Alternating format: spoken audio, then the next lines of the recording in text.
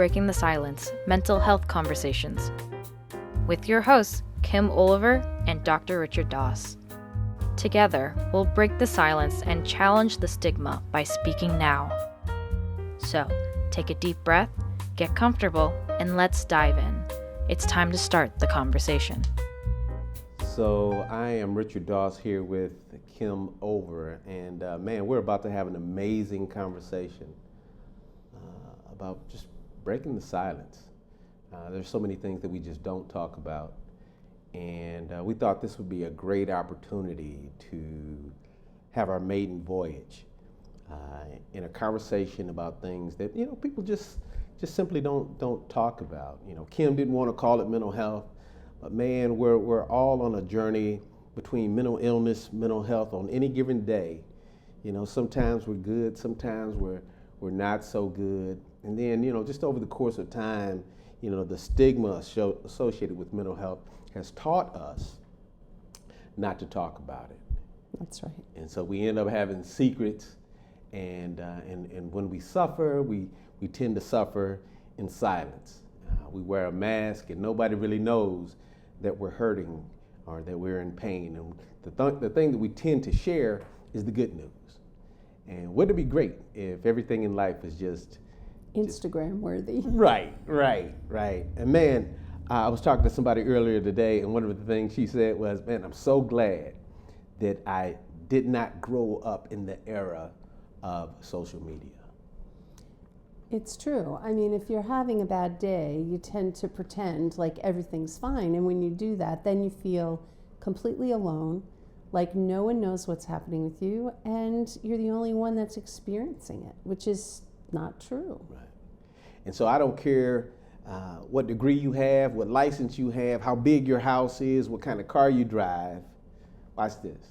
We all have stuff.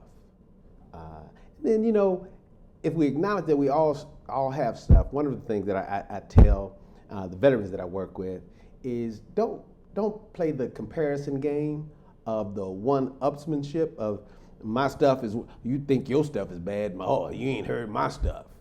No, my stuff is bad for me, and I believe that your stuff is bad for you. So, really the conversation is, how do we begin to heal? How do we begin to normalize the fact that we can talk about things that have historically been taboo, that in our families have been taboo? This is how I've heard a lot of people say it. Man, I got stuff, but I ain't crazy. And so, right. So the idea, do you have to be crazy to talk about mental health? Do you? No, and that's the thing. I mean, people think mental health means you're nuts. Right. You're talking to yourself, you're seeing things that aren't there, something's really, really, really bad in your life. Right. And that's not to say something may not be really, really bad, but it could also just be that you're having a rough day, right? I mean, there's so many things that can get you down. A fight with a friend, a person you cared about passes away, your parent is aging and not as capable as they used to be, and you have decisions to make about that. That's life, but it also can weigh us down and cause us not to be as good as we want to be in our own lives for ourselves. And so how do I get better when I've been taught not to talk about it, not to think about it, not to deal with it? In the military, here's the phrase, suck it up. Right. Pull yourself up by your bootstraps. Don't talk about that. Right. They'll think you're crazy. Right. Yeah. Or somebody I love dies, somebody close to me dies, and somebody says to me, you got to be strong. Yeah, I remember when my husband passed away, my son was 15 years old, and somebody in the funeral procession said, well, you're the man of the house now. And I was horrified that my 15-year-old son heard that and felt that weight on his shoulders. And no matter what I said to him about how that was not his role, he still took that on because he felt it was his responsibility. So if somebody close to me dies, don't tell me not to cry. Mm-hmm. You can cry with me, but be who you are, where you are. Allow yourself to feel what you feel in any given moment. And so we really want to normalize just the conversation about the stuff that people deal with every day. And I think it's important to also say that you don't have to have a diagnosis, a psychiatric diagnosis or a psychiatric disorder to talk about mental health. Right. If I could say one of my pet peeves, so I'm a licensed clinical professional counselor, which means I have the license that allows me to diagnose my clients, and I have never diagnosed a client ever. Wow. I don't do it. Well, one of the reasons I have that privilege is I don't take insurance. I know when you take insurance, you have to have a diagnosis. So if I was seeing someone under insurance, I would give a diagnosis, but I wouldn't put a lot of credence to it, because you could look depressed one day, anxious another day. You may be experiencing some post-traumatic stress another day, but I never say post-traumatic stress disorder. Right. Because if you live through the things that some people have lived through, war, tornado, floods, fires, death, murders, all kinds of things, if you aren't experiencing some post-traumatic stress, I'd be more worried about you than if you are. I mean, that's just what your mind does. It says you've been through something that nobody should have had to go through. It's post-traumatic stress. It's not a disorder. And one of the things that I believe that, like I said, I don't care who you are, or where you are in life. Life is coming at you. For good, for bad, for better, or for worse, life is going to come at you. And it doesn't necessarily come at us all the same way. So I could be good in a good place financially, and someone close to me dies, or I could have a good family relationship, and I lose my job, right? All you have to do is go to the doctor and get the wrong diagnosis, and life begins to shift. And life it's just coming, Kim. Time waits for no one. Right, so it's coming. And so the question then becomes, how do we prepare ourselves for the inevitability that life is coming? How do we prepare ourselves for the inevitability? I like the idea that when it comes, and it's coming, that we're ready to talk about it. We're ready to have a conversation. Do I necessarily have to have a conversation with a licensed clinical professional counselor? Do I necessarily have to have a conversation with a clinical psychologist?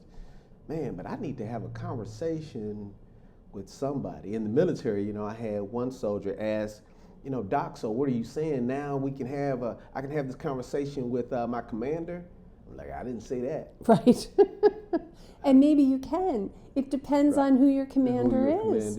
Right? Because I've known commanders who completely normalize mental health and have been to counseling themselves and proudly say so. And others know you don't want to say to your commander. You may have your weapon removed and you may be sent for counseling. So yeah, you gotta pick and choose who you're going to talk to. I would say talk to someone who cares. That's the main thing. You got a friend who cares, talk to your friend. You got a parent who cares, talk to your parent. But don't go to someone who has historically shown you that they're not good at having these kind of conversations, because not everybody knows how. Right. Not everybody knows how, not everybody wants to.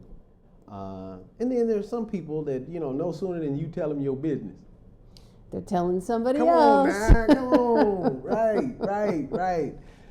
So yeah, you almost have to pick and choose. Who do I have this conversation with? And so, today I want to say openly that I'm glad that I'm having this conversation with you. I can't count the number of times that we've had lunch at our favorite spot. Yes. Should we give a shout I don't out? know if we tell. Yeah, we may not be able to get a table after that if we do. Yeah, no. Flossmorsation. We love, here in Illinois, we love to go and have a good meal. And man, we talk, and we can talk for hours and hours. And we're not going to do that today. Right. I can only count the number of times that the waitress has said, are you guys through at the table yet? I was wondering if we could go and get it. We got a party coming in. Because there's just so much to say. And I feel like sometimes we do marathons, but the reality of it is, especially when it relates to conversations about mental health, is can we get it all in one session? So just even this conversation, with the few minutes that we might have, can we get it all in today? We don't even want to try to get it all in today. Right. Right. I don't think you can do that. Right. It's an ongoing conversation, and so we're in September, and so this is Suicide Prevention Month. Yes, it is. Suicide Prevention Month. So we thought that we'd be kind of negligent to have our maiden voyage, in this conversation on breaking the silence. We'd be negligent if we didn't actually have a conversation about suicide and suicide prevention. So it's real. So I have a lot of thoughts and ideas. I wish this was a call-in program. I know. Right. So maybe we'll go to that at some point. At some point. But so you can jump in, I can jump in. Well, let's start with you, because I know that you wrote a book about Good Soldiers Don't Cry, and you talked about suicide in that book. So I know that you've done some suicide work with your clients. I know that I've worked a suicide hotline when I was in college, and I've had some people in my life that I know who have actually suicided. So I have some thoughts about that as well. So, okay. So I'll start. So Good Soldiers Suffer in Silence is the book. And so, wow, I wish that was just the title. I wish that was just the title, that Good Soldiers Suffer in Silence. But the truth is that I've worked with a lot of people who've learned that people don't want to hear what you're going through, that people can overcome anything. At the point that I wrote the book, there were 22 soldiers a day. Who were suiciding. And so, the question becomes, man, what is it that people might be going through that might, put them in a position where they think about suicide? Who suicides? While I primarily work with veterans, here's the thing that you have to know, that every demographic, in every population, there are people who are suicide. Right. It's not like there's a protected class of people. That's for sure. So you're saying I can't just have a big house and a lot of money and then I'm immune? No way. No way. No, because it isn't about money. Sometimes it is. Sometimes I just last night watched The Beekeeper, and we know that it started off with Felicia Rashad suiciding over the fact that she was defrauded with a phishing scheme, and not only did it wipe out all of her money, but a $2 million charity that she had for kids. And she sat down and killed herself. Someone who had never had a thought of killing herself prior to that, but she felt stupid and didn't want to be a burden. These are all things that I'm imagining because they didn't go into what she was thinking, but that's what I'm thinking. And so money could be the reason. If you don't have money and you can't pay your bills and you're going to be homeless on the street. And one of the things that can be really difficult for people is to ask for help. If you think about who do you have in your life who would be willing to help? If you have no one, that is one of the things that you can do to try to get ready for how life is going to happen, is to build a support system. But if you do have people that are willing to help and you don't ask, that's going to leave them feeling like, what did I miss, and why wasn't I able to help, and why didn't you talk to me about how you were feeling? So I think being willing to have these conversations and talk about, man, I am so desperate. I'm thinking about actually hurting myself. I can only tell you in the psychological autopsies that I've done with the Army Reserve and Department of Defense, is that inevitably people would say, man, I had no idea. Right. And I think a part of that is that people are always talking about problems, and so people think that everybody has problems, but nobody's thinking about suicide. And so on any given day, here's what you have to know. 10% of the population is thinking about suicide. You know, so if there are 3 people in this room right now, one of us, you know what I'm saying, has had or is thinking about, man, just do I want to go on? Mm-hmm. Now, here's one of the things that I believe. It's not, in my opinion, that people actually want to be dead 6 feet under in some dirt. Here's what I believe. I believe that people actually don't want to go on living when life is hell. That's different than being dead, right? Those are 2 different things. And I think that's true. And I think sometimes there are people who suicide for the corresponding consequence to others that are going to be left behind. Mm. I'll show him, I'll show her, they'll miss me, that kind of thing. And can I say this for a minute? I ain't gonna ever kill myself to make you mad. This is just me and you talking, Kim. This is me and you talking. No, I know, but it happens in relationships sometimes where relationship ends and one person is so distraught and they think, I'll make this person suffer for the rest of their life. I'm going to kill myself.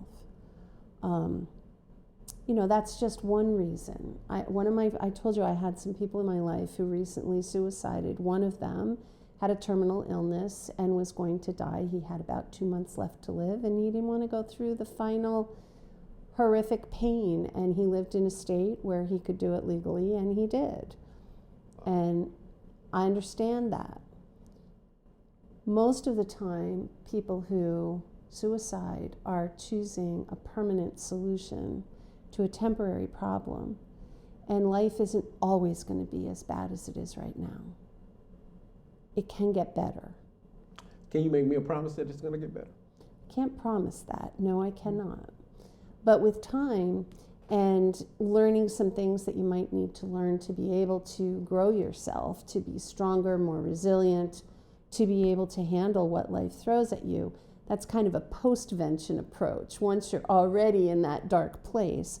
But there's things that you can do prevention also that will help you when life happens. Because life happens to all of us. And have you ever noticed how some people just seem to, skip their way through life? Even the bad stuff that happens, they just seem to keep on whistling and keep on going. And how do they do that when it may crush another person? What's the difference? And I think it may be that there's some things, habits that we can develop that are good mental health habits. That if we get into a regular routine of doing that when bad things happen, we have them to fall back on. Wow. One of the things that a lot of people that I work with and talk to and know, and in my personal life, they'll say, well, God can fix everything. God can fix everything. And so, one of the things that I sometimes think is, do I put everything in God's hands, or are there things that I can work on to make it better? As opposed to an either or, is it a both and? Maybe that I have some belief system that works for me, but also I'm able to go to a psychologist, to talk to a friend, to go to a licensed clinical professional, counselor, or social worker, and talk about it. is it possible that God gave a professional helper an answer that might be able to help me? Because, I guess my idea is if I have, let's say I don't believe in anything, and I believe that I'm responsible for everything, and that every solution in my life I have to fix. I don't know about you, but man, I've had times where I just didn't know the answer. Well, and that's very lonely. And that's another reason that people end up suiciding, is because there's nobody in their life. And when you don't let people in and you don't share, then it makes it hard for people to be there for you. They don't even know that you need them. So I think you're right. I mean, I'm remembering, we've all heard that story about the person who was in the flood up on the roof praying to God, and people come by in boats and say, hey, I'm here to rescue you. No, it's okay. I'm praying. God's going to get me. And the helicopter comes and no, God's going to get me. And the man eventually drowns. And when he gets to heaven, he says to God, I thought you were coming. And God says, well, I sent you 2 boats and a helicopter. And, I do believe whatever your beliefs are, spiritual beliefs are, those are personal. And if you want to put all of your faith and trust in God, that's fine. You can do that. And pray. And there's also this phrase, I'm not sure if it's in the Bible, but God helps those who help themselves. So the Book of Kim. Yes. Yeah, the Book of Kim. No, I've heard that many, many times, but I don't know if that comes from the Bible or if just well-meaning people. But I think that, it is and can be a both and situation, because I know that there are things you can do. And one thing I just want to mention is gratitude. I find gratitude is the inoculation against fear, anxiety, and depression, because you cannot feel scared, anxious, or depressed when you're feeling gratitude. So it's finding the time to think about the things that you're grateful for. And if the only thing you can think of is that I am breathing in and I am breathing out, that's something to be thankful for. You have lungs that work. Your heart is pumping. It's working. Those are good things. But there's almost always more than that you can find. The problem is that I'm not telling you anything that you don't know, but our brain. But I know you the author and founder of Mental Freedom, so I know sooner or later we're gonna have that conversation. Not today. Right. But our brains are hardwired for negativity. And there's a reason for that. It's for our own survival. If we're not paying attention to what's wrong in our life, we might have the saber-toothed tiger sneaking up behind us and not even notice.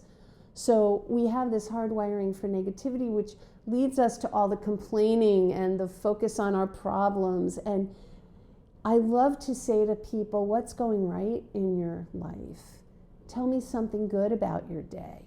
Not exclusively. It's not like I don't want to hear anything bad, but it's that I want to have a balanced approach to what's happening in your life, because life is never all bad. And I can say that 100%. It's never all bad. You may not be able to see the good in your life right now, and that's why you might want to talk to somebody who can help you find some of the good. But it's never all bad. So let me tell you what I believe depression does. Depression puts blinders on you to whereas the only thing that you can see is what's going wrong. And in a dark room, it's hard to see your way out.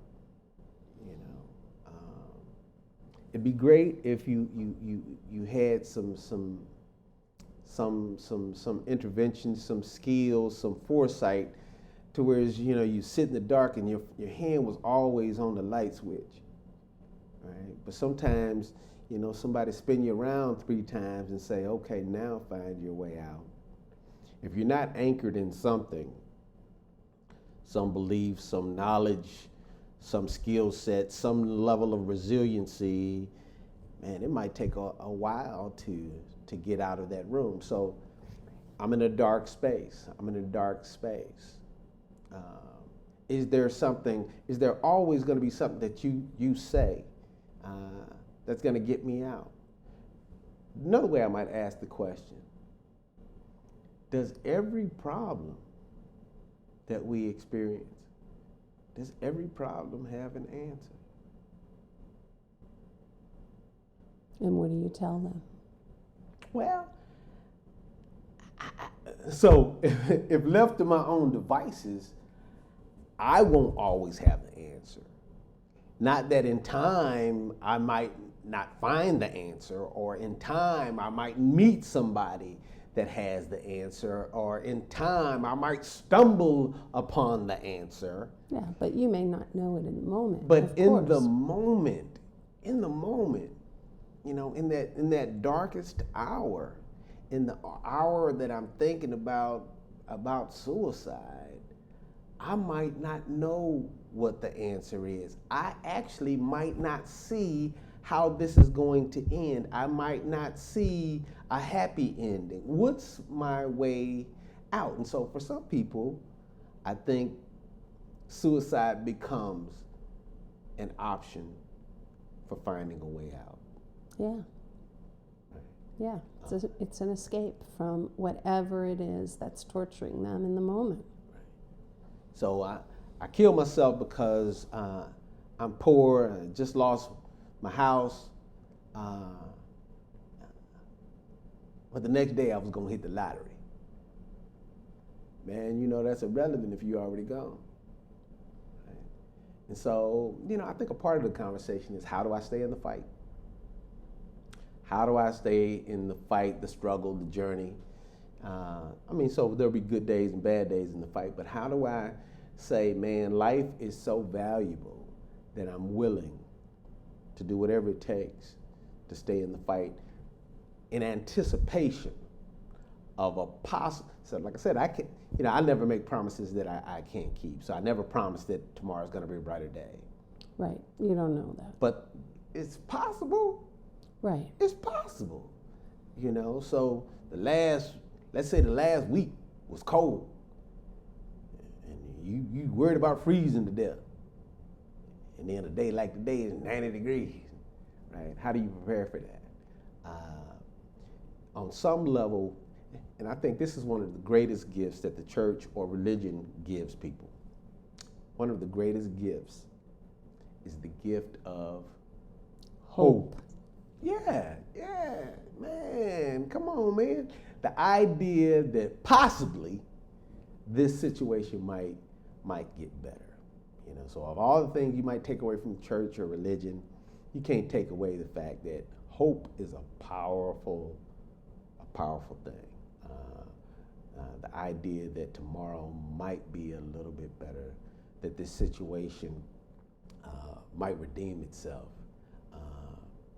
In the 11th hour even, I might find my way out. It's like when I worked with young children in foster care situations, and many of them had experienced sexual trauma in their young lives. And when I talked to them and I knew that they might be going back into a situation where there was a possibility that could happen again, and I would say, if anything happens, you need to tell someone. And if that someone doesn't believe you, keep telling until you find someone who believes you. And I think with suicide, it's a similar thing. Even though I know sitting in the dark with your blinders on and no hope, it's hard to even think of who you might be able to reach out to.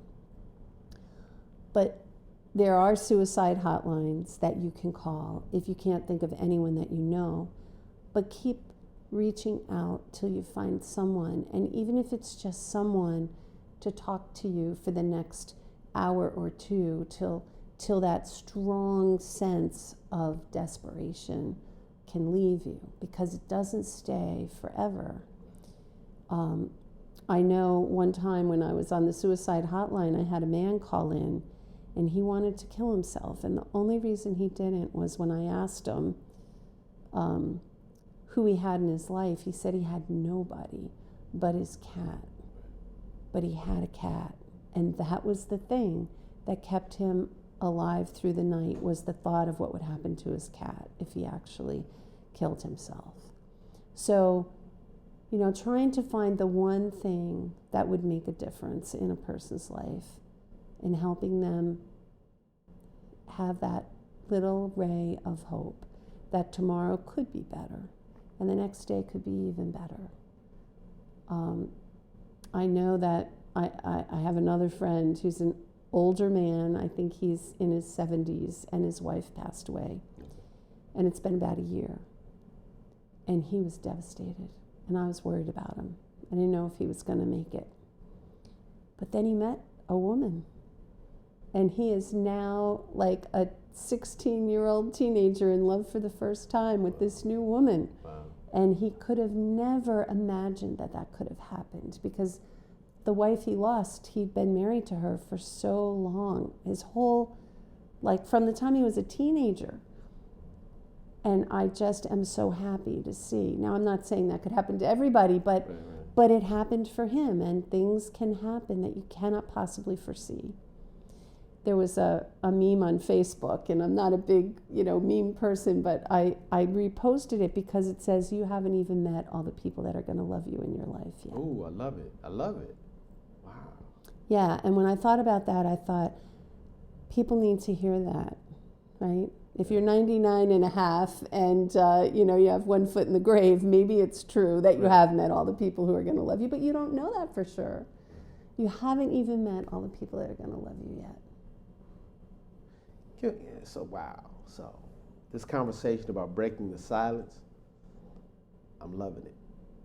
I'm loving it. And it's never too soon to give out the suicide prevention hotline. There's a new number. Just in case you don't know, it's 988. 988. If you're in my life, I'm here for you. If you're in Kim's life, she's here for you. But find somebody that you can reach out to.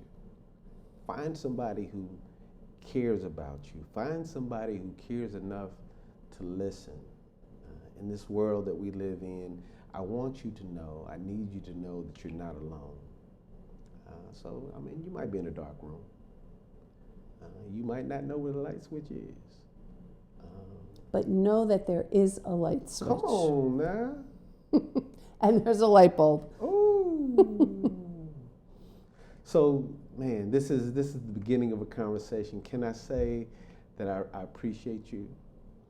Right back at you. Man, I appreciate you. And I appreciate your willingness to go on this journey with me. Well, thank you for the opportunity, Dr. Doss. Right. So until next time, from Kim Over and Richard Doss, know that we love you, we care about you. We want to continue to have a conversation that's meaningful to us, that's meaningful to you, and hopefully on this journey, you might be touched to break the silence.